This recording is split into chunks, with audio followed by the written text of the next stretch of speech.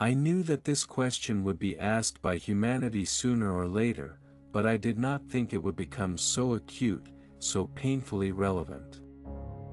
People are increasingly opting for cremation over traditional burial. It's convenient, quick, economical, without unnecessary rituals, without wet earth and heavy marble.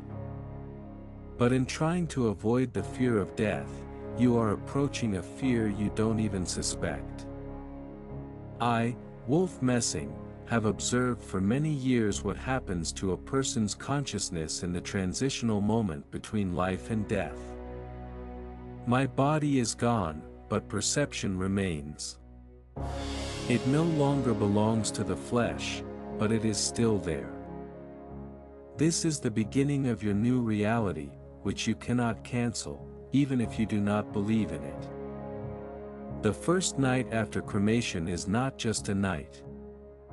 It is a trial by fire, not of the body, but of the soul. Most people are sure that everything ends at the moment when the crematorium furnace consumes the physical shell. But this is only the beginning.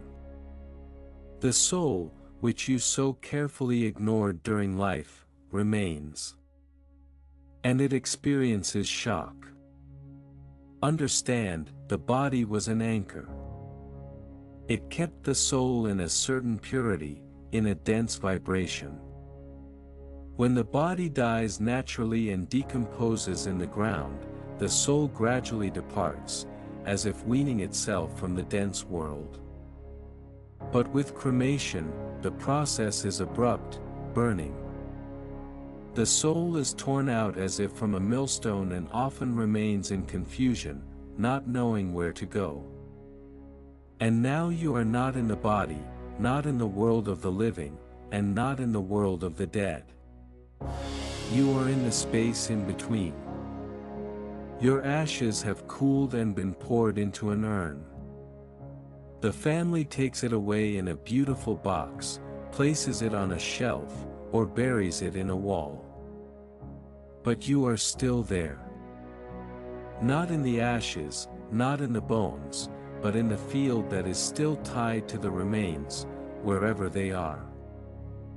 I have seen souls panic. They knock on the glass of the urn, not understanding why they cannot leave. They feel compression, pressure. It seems to them that they are stuck. And you know what? In most cases, that's exactly what happens. You won't believe it, but an urn is not just a vessel. It is a new container for the vibrational trace in which the soul can get stuck. Not because someone maliciously locks you in there, but because, in the absence of a letting go ritual, the soul finds no way out. You are like a fly entangled in an invisible web between worlds. I have watched souls remain near their urn for a decade. They watched as their ashes were passed from hand to hand, placed on a shelf, forgotten, and stored in a pantry. And the soul still waits. It waits for someone to change, for someone to read a prayer, for someone to say its name with love. Not because it is sentimentality, but because love and attention are what break the shackles between the material and the spiritual. Do you think cremation is the end? No. It is the first night of confinement. If you were not escorted, if the gates were not opened, you remained in captivity. And every minute there is eternity, because without time there is neither sleep, nor day, nor night. Only awareness, only acute, painful awareness that you exist, but you are not there. To be continued. Subscribe to the channel so you don't miss the next part of this revelation.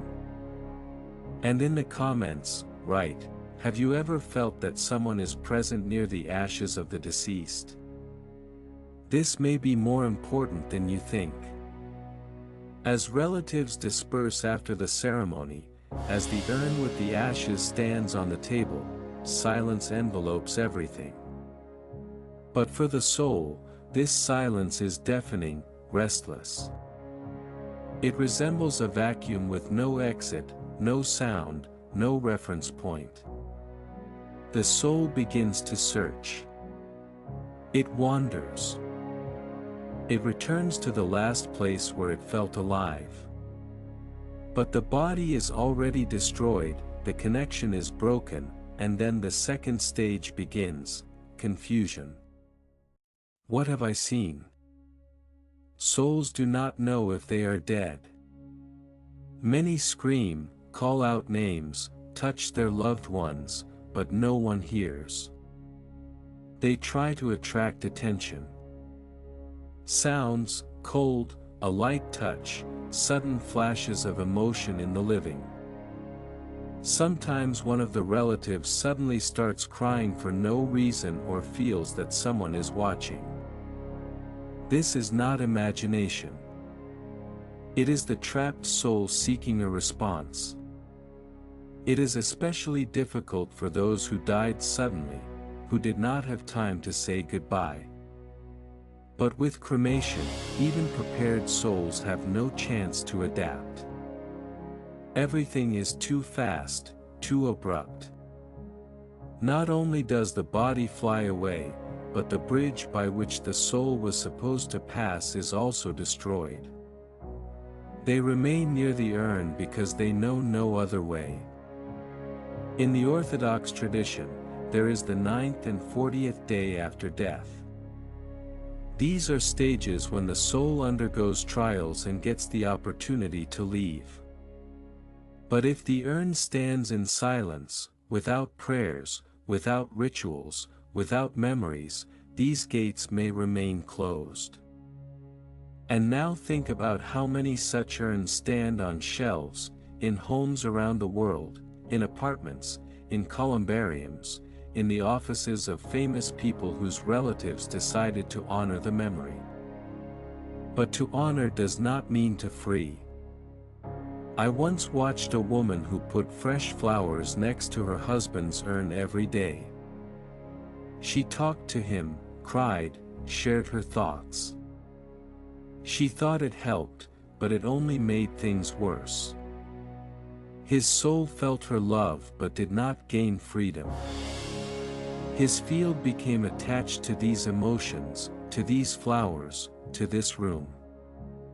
He did not leave, he tried to live through her.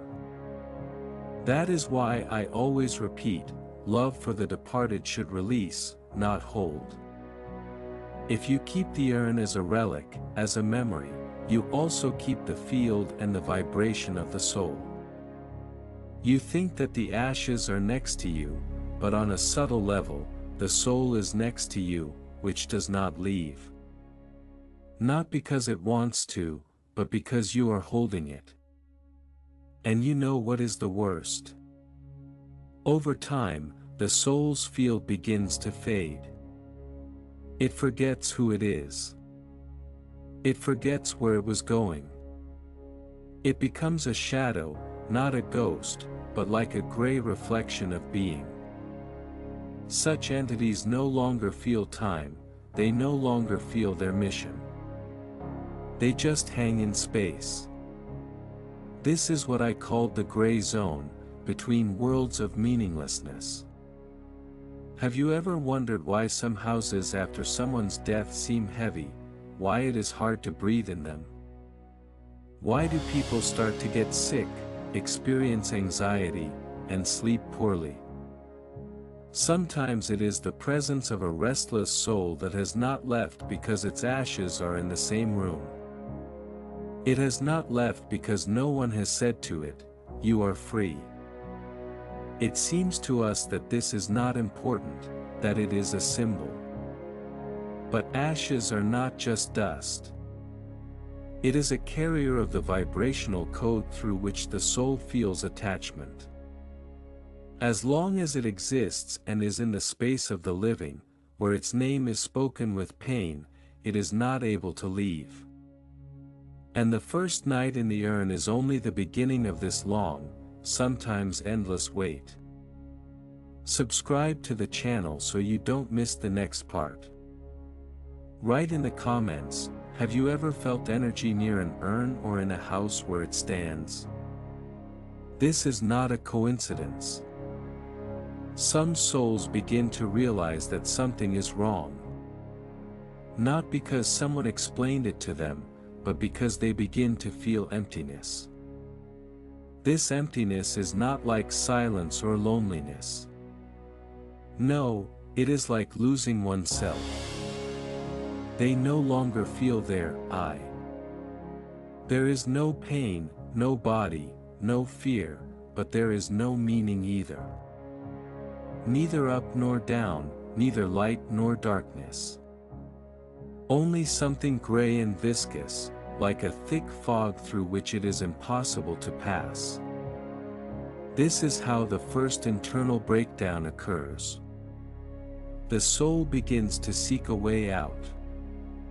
It tries to break away from the urn, from the space, from the names. But then it discovers the following. If during life a person was non-believing, aggressively materialistic, rejecting spiritual laws, they developed no orientation, no memory of the higher in themselves. Their consciousness was focused only on matter, and now there is no matter. And like a compass without a needle, the soul gets lost in its own emptiness. I spoke about this during my life, but now I can say with complete certainty, death is not an end, but a transition. And the quality of this transition depends on what you were attached to.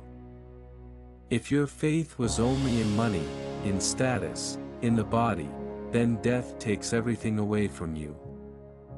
And if nothing remains, you remain in the darkness, without light, without sound, without a name. But it is even worse for those who, after cremation, remain not in silence but in the noise of others' conversations. Imagine, the urn stands in a house where children and teenagers live, where the TV is loudly on, where people argue and laugh, sleep. For the soul trapped in this field, it is like being in an airport without a flight. Constant noise, movement, emotions, vibrations.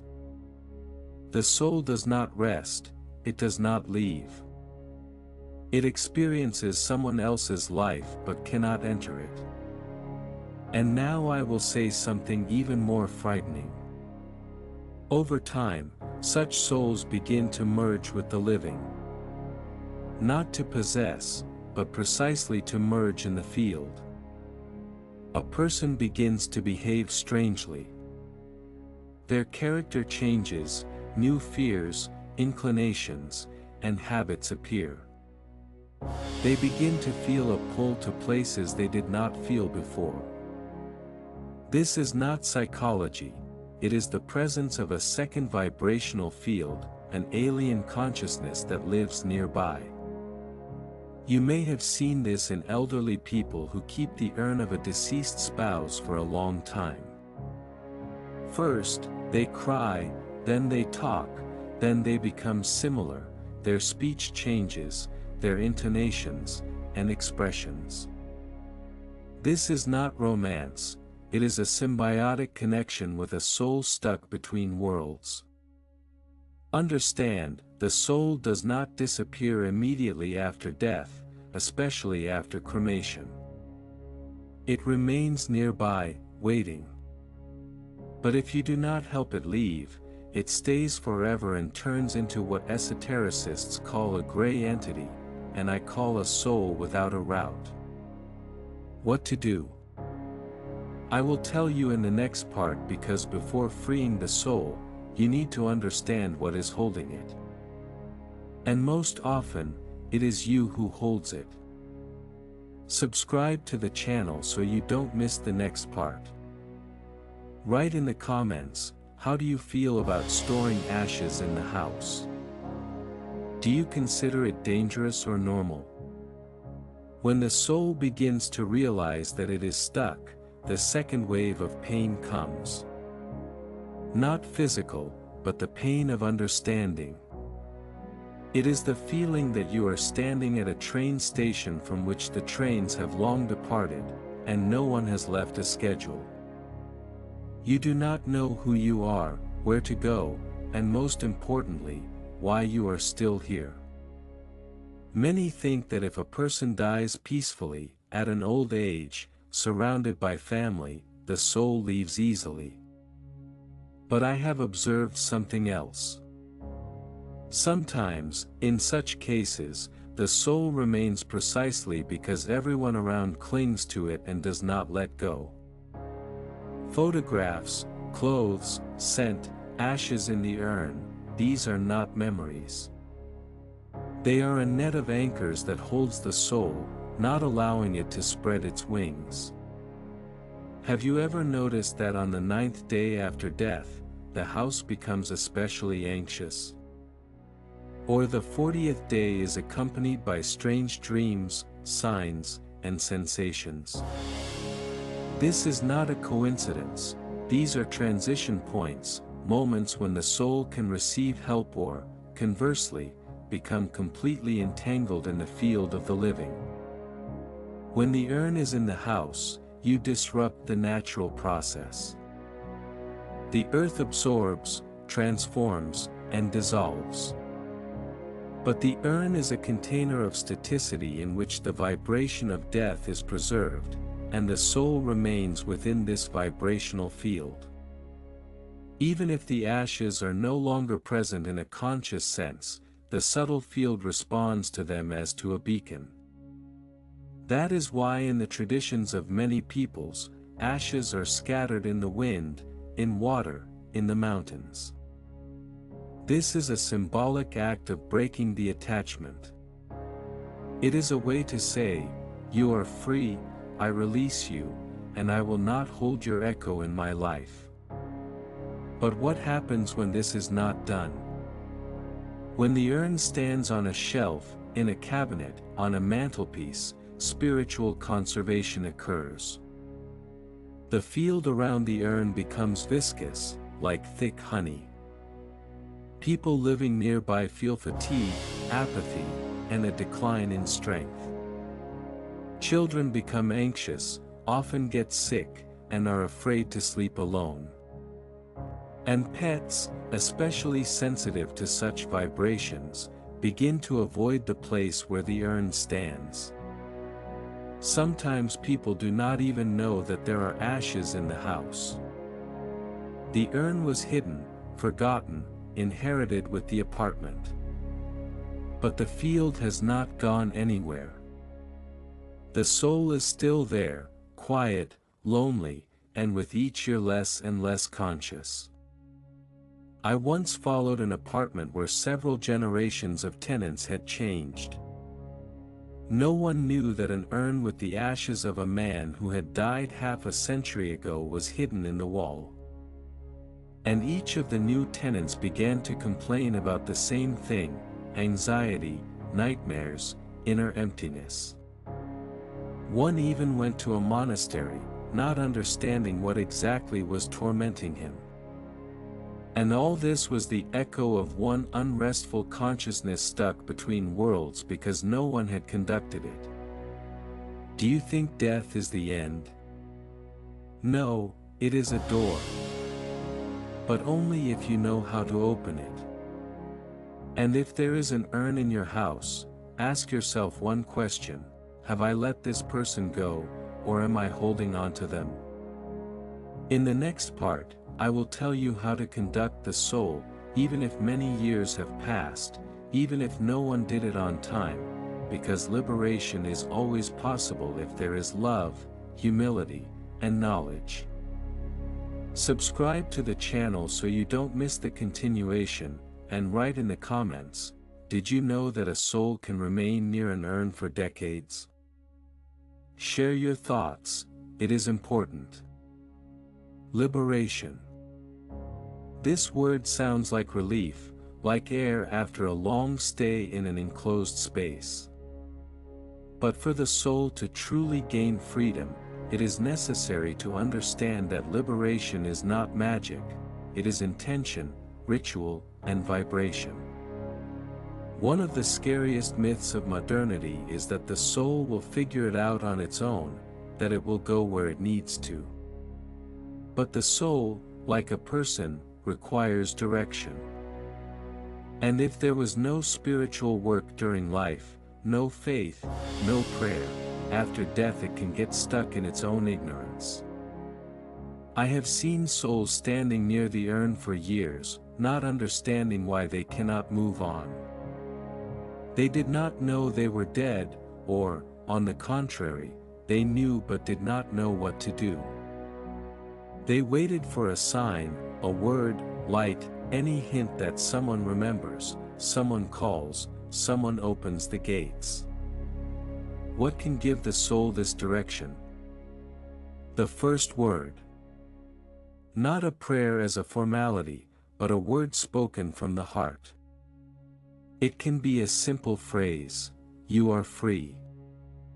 I release you, and I thank you." But said sincerely, with love. Such words, like a key, unlock the spiritual cell. The second is the ritual of movement. When the ashes are moved, when the urn leaves the house, when something meaningful happens to it, it changes the field. Even if the urn has stood in the house for a long time, it can be taken in hand, spoken to, taken to a place of power, to a church, to water, to the mountains, or at least moved with the intention to release. The third is remembrance with love, but without pain. As long as you speak of the departed with tears, you keep them in the world of suffering. But if you remember with gratitude, with a smile, with a warm feeling, you transmit light. This light is like a beacon by which the soul can ascend. And finally, silence and intention. Sometimes you just need to sit in front of the urn, light a candle, and say, "You can go. I am not holding you. I am not calling you back. I pray that you find your path and be at peace." At this moment, your field begins to release, and the soul feels it. It feels that it no longer has to stay, that love is not a chain, but wings. Some are afraid that after release, forgetting will come, that the connection will disappear. But this is an illusion. The true connection begins precisely after liberation. When the soul leaves, it can return as inspiration, as protection, as a quiet whisper of the heart, but no longer as pain, not as a shadow, but as light. I, Wolf Messing, know this not from books. I have gone through this, and now I tell you, do not keep the dead in a living house, do not carry ashes in your heart, do not build altars of pain, release, thank, and let the soul go where it is awaited. Subscribe to the channel so you don't miss the final part. Write in the comments, whom you want to release, and are you ready to do it right now? The fear of death is a shadow that appears not at the moment of loss, but in the presence of the unexperienced. An urn with ashes standing in the corner of a house, like a silent witness that someone has left but not completely, someone is nearby but not alive, someone is watching but cannot speak. Many notice that in a house where an urn stands, especially at night, there is a feeling of something's gaze, as if the space breathes differently, shadows become thicker, sounds louder, and time seems to distort. This is not mysticism, it is the reaction of your field to the presence of an alien consciousness that is stuck between levels of being. In such houses, panic attacks occur more often, especially in sensitive people. They cannot explain where the anxiety comes from, but they feel that something is wrong in this house. Often, Children begin to talk to invisible friends or complain that someone is standing in the room when everyone is asleep. This is not necessarily the spirit of the deceased in a sinister sense. It is an echo of the presence, a wave that the child catches but cannot comprehend. I saw the soul of a deceased woman, whose urn stood in her daughter's house, trying for years to re-enter the family's space. She felt abandoned. She did not understand why she was left here. She was not angry, did not want harm, but her pain, her loneliness, her fear seeped into the atmosphere. As a result, the daughter herself began to suffer from insomnia, nightmares, bouts of longing, and a reluctance to live. No doctor could find the cause. But as soon as the urn was taken out, a prayer was read, a candle was lit, and they said goodbye to the soul. Everything disappeared, as if an invisible rope had been untied. The problem is not in the urn as an object. The problem is that it is a symbol of retention.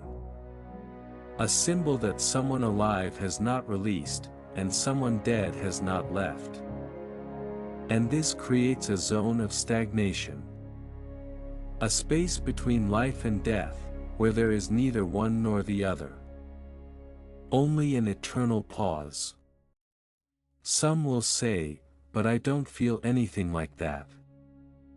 The urn stands, and everything is calm.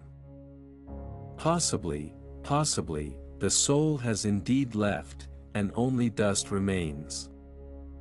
But if you at least sometimes feel an inner heaviness, a reluctance to enter a certain room, if plants do not grow well near the urn, if animals avoid it, these are signs.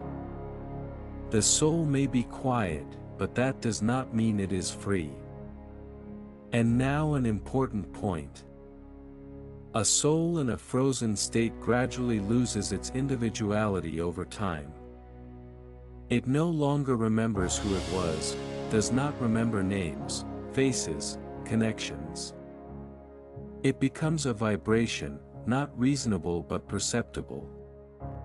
It is precisely such vibrations that cause mechanical longing, groundless fears, sudden aggression, or, conversely, complete apathy in those nearby.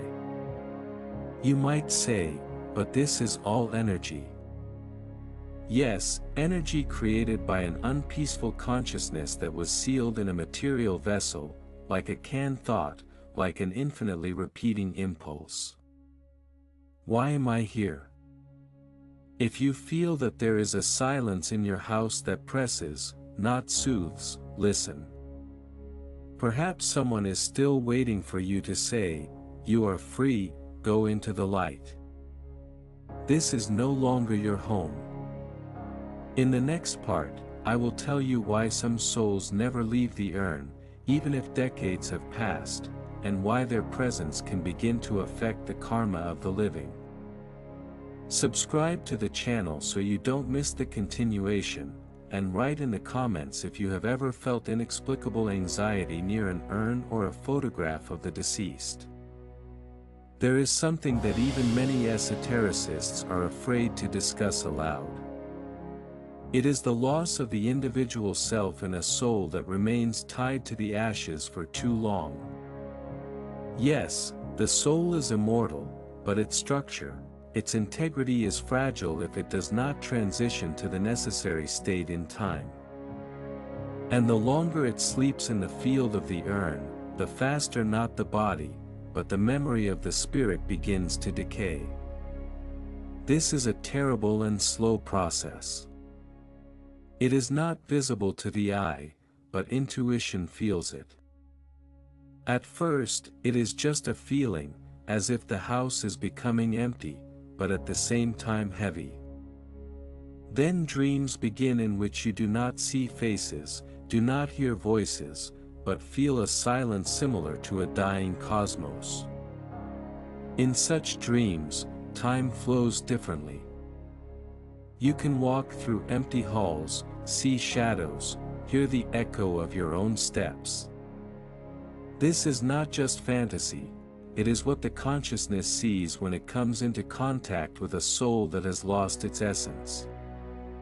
Such a soul does not harm you intentionally, but it is, in essence, no longer someone. It is a remnant, an echo, like ruins in which thoughts, feelings, and love once lived. That is why it is so important not to wait for decades, not to make the urn a relic, not to be afraid of separation, because if the soul loses itself, its further path becomes almost impossible, and thus the influence on the living begins. What is this influence? Firstly, karmic closure. As long as the soul does not leave, you do not move. As if something in life is on pause. Situations repeat, endeavors collapse, a feeling of a dead end appears. Secondly, generational repetition, especially if it is the urn of parents or grandparents. The next generation can unconsciously absorb their unfinished destinies. Grandchildren develop fears, illnesses, and destinies similar to the deceased. This is not a curse, it is a reflection. Thirdly, the loss of spiritual orientation. A person stops feeling the inner voice, cannot pray, cannot meditate, does not sense the presence of God. It is as if a thick layer of fog has come between you and the higher. A fog of unsaid words, unforgiven feelings, and unfinished rituals. Some try to get rid of this by simply removing the urn. But this is not a solution because not only the physical act is important, but also the energetic one. You cannot just throw away the ashes, you cannot just forget, you need to release. And this means recognizing that the person has died, recognizing that they are no longer here. Recognizing that you are alive and must live. And only then can you conduct the farewell ritual. This can be a prayer, a ceremony, a farewell letter. The main thing is that there is meaning, honesty, and heart in it. I once helped a woman who had kept an urn with her mother's ashes for 10 years. She was afraid that if she let go, she would lose the connection. We conducted a ritual with her. She wrote a letter, lit a candle, placed flowers, and read aloud everything she did not have time to say, and only after that took the urn to a place where her mother had always dreamed of visiting during her lifetime. That night, she saw her mother's face in a dream for the first time, smiling and young, and the silence was no longer frightening, it became pure. In the next part, I will tell you what happens to the soul if the urn is accidentally or intentionally destroyed and whether this can lead to a spiritual catastrophe. Subscribe to the channel so you don't miss the next part, and write in the comments if you have ever felt that the soul of the deceased remained nearby. What did you do to release it? Not all souls that have undergone cremation get stuck. This is true. There are also those who, despite the fire, despite being confined in the urn, still go into the light. But why does this succeed for some and not for others? The answer I found in the stories of the souls themselves, with whom I had to come into contact. Their stories are not rumors or fiction. These are memories stored in the subtle plane, like drops of light in eternal darkness. And in these drops, the same truth is repeated again and again. Love helped me. Those who left easily, even after cremation, always had an emotional connection with someone who prayed for them, who released them with gratitude, who did not hold on but remembered them with warmth. It is like a bridge, invisible but strong, by which the soul can pass from the limited to the infinite. I remember a woman who was afraid of death all her life. She bequeathed to be cremated because she did not want to decay in the ground. And when she died, her daughter arranged a farewell ceremony with prayers, music, and aromas, and at every stage said, "Mom, I love you, but I release you. Your path is further to the light. I will stay, but with gratitude." I followed the soul of this woman. On the first night, she sat next to the urn, bewildered and in shock, but then as if she heard a call. The light opened to her not through the body, not through the ashes, but through the pure intention of love. She left peacefully, with a smile, and a month later her daughter told me, "I no longer feel her here, but when I pray, I sense that she is somewhere in joy. I know this. This is the way out. Not to resist the natural, not to cling to form, not to fear endings, because death is not the end. It is a transition. And if you want to help those who have passed away, do the main thing. Forgive, thank, and release. An urn.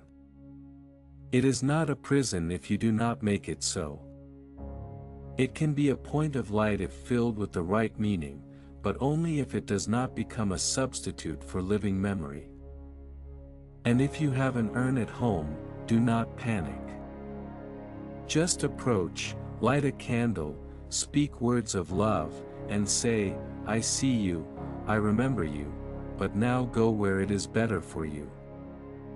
I will cope, for freedom begins not after death, it begins after forgiveness." Thank you for going through this entire path with me. Subscribe to the channel if you feel that this topic was important for you. And please, write in the comments, have you ever felt that the soul of the deceased remained nearby?